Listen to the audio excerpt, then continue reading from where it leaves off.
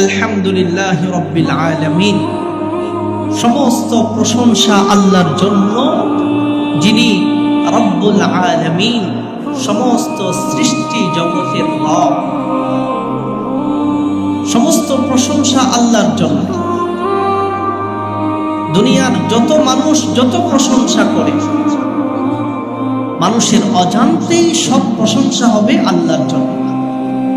কারণ একজন মানুষ যদি একটা প্রোডাক্ট সে যদি আবিষ্কার করে, তো এই প্রোডাক্টের পিছনে যত প্রশংসা হবে, প্রকারান্তে সব প্রশংসা হবে প্রোডাক্টের যে আবিষ্কারক তার।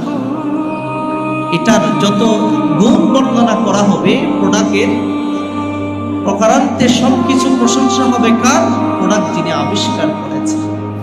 তো আল্লাহর নানান ধরনের সৃষ্টি জীব, আল্লাহর বিভিন্ন নিয়ামত দেখে বান্দা সেগুলার প্রশংসা করা, এটার অর্থ হলো সে অজান্তেই প্রশংসা করতেছে কার? বলেন, প্রশংসা কার করতেছে? আল্লাহর প্রশংসা করতেছে। আলহামদুলিল্লাহি রাব্বিল আলামিন।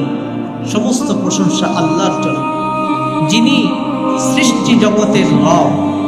রব্বুন শব্দের অর্থ হলো একটা জিনিসকে যখন যেভাবে নিজ অনুগ্রহ দিয়ে, যখন যেভাবে বড় করার দরকার, ধীরে ধীরে তার গন্তব্য স্তরে নিয়ে যাওয়ার দরকার, এই শক্তি যার ভিতরে আছে তাকে বলা হয় রব। আল্লাহ শুধু আমার আপনার রব এমন নয়, পৃথিবীর যত সৃষ্টি আছে সব কিছুর রব। সৌরজগতে অনেক সৃষ্টি আছে যা আমরা কখনো চোখে দেখি নাই। সৃষ্টি জগতে এমন এমন নক্ষত্র আছে যা এই পৃথিবীর সমান।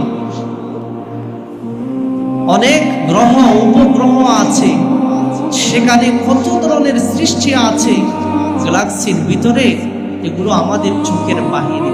কিন্তু এসবও সৃষ্টি করেছেন কে? আল্লাহ।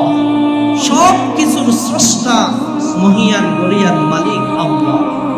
আল্লাহ তাআলা সব কিছু সৃষ্টি করেছেন এবং সব সৃষ্টির যখন যা প্রয়োজন তাকে যেভাবে লালন পালন করে, বড় করে ধীরে ধীরে তার গন্তব্যে নিয়ে যাওয়ার দরকার, সেভাবেই নিয়ে যেতে পারেন তিনি কে? আল্লাহ।